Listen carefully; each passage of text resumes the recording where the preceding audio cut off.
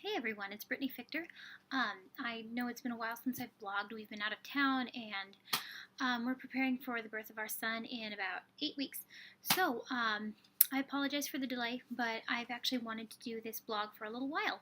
Um, we've all heard of the rage of the fidget spinners and the fidget cubes. And what I really wanted to see was for someone with Tourette's or someone who had extra energy, does it really work?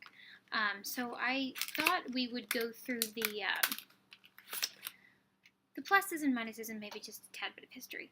So you can't go anywhere without seeing these for sale. They're at the mall, they're at Walmart, they're at at bookstores. I don't think I've gone almost anywhere without seeing one of these for sale, or dozens or hundreds, somewhere. I actually heard about them first though from my mother, who teaches junior high. And I said, what are they? And she said, oh my gosh, their purpose is to drive teachers insane. She did clarify. Children do use them in some instances to try to burn off some extra energy. There's a little bit of controversy as far as who invented the original fidget spinner and what its purpose was.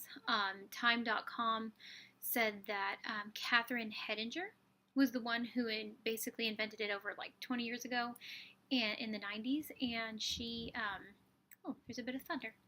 She is the one who came up with the original idea, and it's just now taking off. Other companies deny that. They say that it was just similar to her design, and that she's taking credit. I don't know. But anyways, what I do know is that these are everywhere. I will say this is not the expensive $26, $200 one. This is like $4. Oh, there. See, it fell apart. This was like $4 from a department store because it was on clearance. And then I also got a fidget cube, which I was actually more interested in these for someone with Tourette's because it has multiple activities that you can do with the cube. And so this is the fidget cube, more or less. Again, it's a cheap one. And this is the fidget spinner. So what I was curious about, because the way it's marketed online is that it's for people with extra energy or it's meant to calm them. And please excuse the mess in the background. We just got back from vacation and the house is still like a bomb hit it. But anyways, they're supposed to help people with extra energy find a way to calm themselves. And I mean, we talk about that a lot. I've talked about how I have a hard time sitting in church or meetings or other things where you're supposed to remain still for a long time because I want to tick and it's distracting to other people. And so I need something to do with my hands that I can not distract other people and yet, do something to take my mind off of the energy so that I can actually focus on what I'm hearing. But I was curious about these. Apparently the fidget cubes started with a Kickstarter online, and it's kind of the same concept. It's just something you can do with your hands that isn't supposed to be hugely distracting. Now, this is not the original. The one that they're doing the Kickstarter for, I'm sure is made much better than this. This was like, again, $3 or $4. But it's the same concept. I think it has all the same buttons even. So as you can see here, there's this little silver button that you press and these little lock-like things that you can turn. You've got like a joystick here. Buttons, and they all work individually kind of. This thing here, it goes in a circle. Let's see. It's like a switch. It goes back and forth. You can sit there and I think I hit all 6. Oh, and then this side has like a little place to rub your finger. And so I wanted to see, could this be of help to someone like me who has difficulty sitting still in, somewhere like church or school or somewhere like a meeting. Sorry, don't mean to move the camera. Or also, can it be of help for someone with a student in school who has a hard time focusing because his hands are always moving? Okay, this is one of the issues that I did have with this is they're dangerous if they're not made right. This just literally fell apart while I was holding it. And we've all heard the horror stories on the news of kids who have like tried to clean them in their mouth and they pop off and swallow them. So that's it. Again, if you get one of the really expensive ones, it might be better. It's not even going back together. But that's been one of my issues with these, is if you're going to give it to a child, you need to make sure you've got one that's really well constructed, because this is literally, it fell apart, I think, 5 minutes after I pulled it out of the box.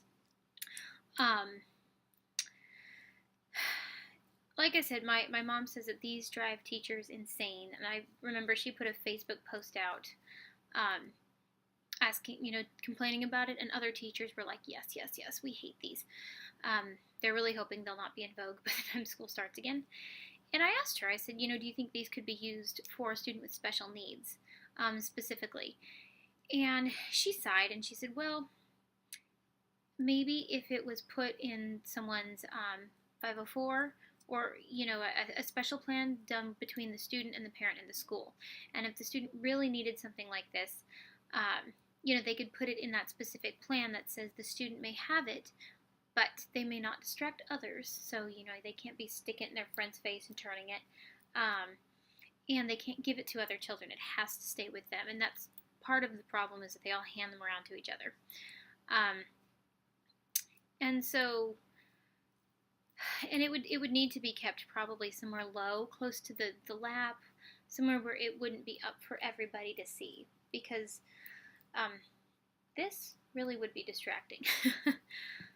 So these are a possibility, but it's not something, again, it broke, that I would just send my kid to school with and say, hey, have fun. I would probably want to meet with the teacher or the student's counselor maybe, and whoever's making their education plan, and talk about ways to use this that would not distract anyone else in the classroom. Because that's the goal, is to find things that don't distract the student and don't distract the people around the student. Make it a better learning environment for everyone. So the cube, I was actually more interested in the spinner, because it has so many different things. But my issue with the cube is that it's so darn loud. Not necessarily, well, even the analog stick makes kind of clicking sounds, and the button, oh my goodness. Even if you try to do it quietly, it doesn't have that, unless it has that satisfying click. You can't do that during school. You can't do that during the church service. The little rolly ball thing's kind of cool. But most of it's just so noisy. And it's already looking like it's about to fall apart right there. So I don't know. The verdict is out. I think, again, as with everything, it's going to depend on your needs, your students' needs. If I were to get one of these for a public setting, I would try to get one that was more expensive, better made, because these, again, the buttons, that would be one of my favorite parts, and you can't do that, in a meeting or anything like that. So I don't know, it would depend on you and your situation, but those were just my thoughts. I think, honestly, there are possibly ways to better channel the need to move. I've talked before about, for an educational setting, the seats that you sit on, and they're kind of like a pillow, and you rock back and forth on them. I've worked with students who've had those, one in particular, and it really helped him. Obviously, that would be harder for an adult. Coloring, I'm a huge fan of coloring. I have a little coloring book that I bring with me to church, and my gel pens, and I can sit there and I can color, but I can really focus on the sermon much better when I'm coloring. Drawing pictures, doodling. I used to fill my planner during lessons in college, because it helped me focus. I was organizing with my hands, and my ears were able to hear what the professor was saying. So, as with everything, I don't think there's ever a one size fits all. And I think some things that don't work for some people would work for others. But if you do want to have something like this in your child's IEP or 504 plan, um, or you do want to use it for yourself, I would just make sure you get the kind that's made more professionally and is not so loud, because I think that would be distracting to everyone.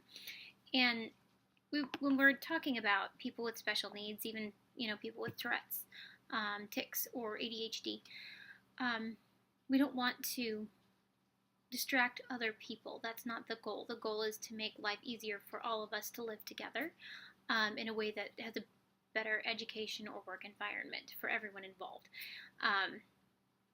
And so those are just my thoughts. I'd love to hear what you have to say about the fidget spinners or the fidget cubes. And as always, just leave it in the comments below the blog. And I am looking forward to hearing from you. All right, have a good day. Bye-bye.